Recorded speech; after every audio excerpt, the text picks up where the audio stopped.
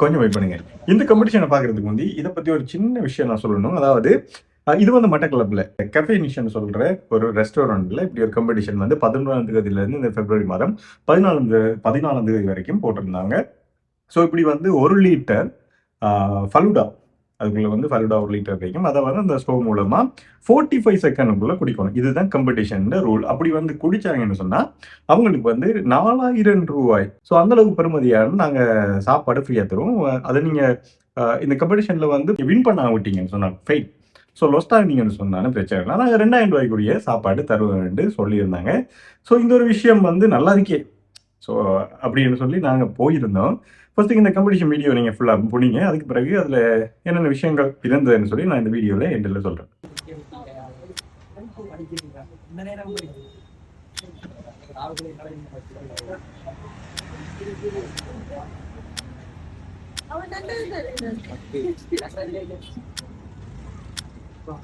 பதினஞ்சு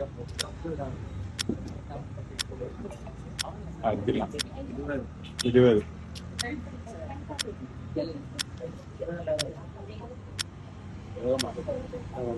30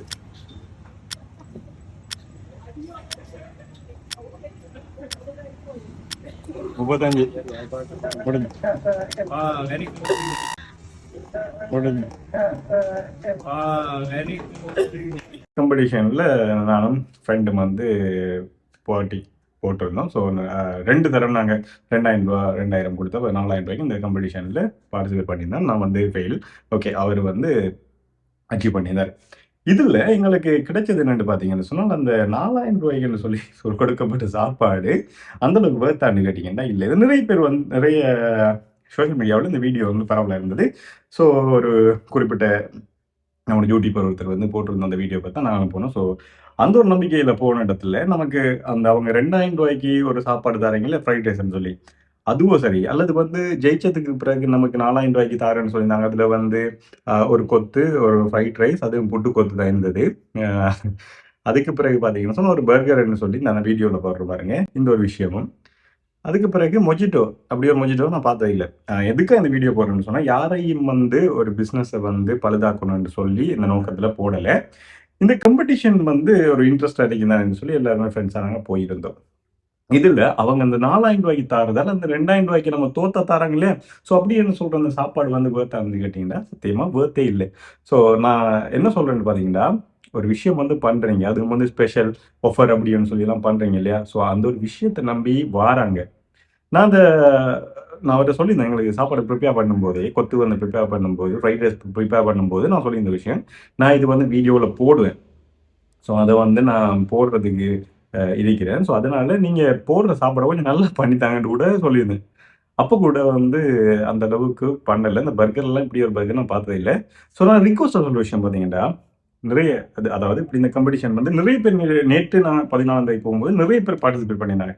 ஸோ அந்த ஒரு விஷயத்துக்கு நம்ம ஒரு வேர்த்தான சாப்பாடை கொடுக்கணும் இல்லையா?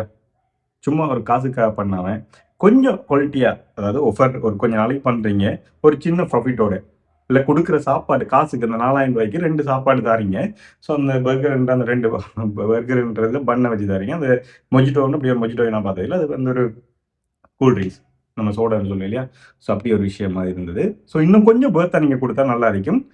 நான் மறுபடியும் சொல்கிறேன் பார்த்தீங்கன்னு சொன்னால், இந்த ரெஸ்டாரண்ட்டை வந்து கொண்டுக்கூடிய பிஸ்னஸை வந்து இல்லாமல் பண்ணுறதுக்காக நான் இந்த வீடியோ மேக் பண்ணல. ஸோ இதை நம்பி போகிறாங்க இல்லையா?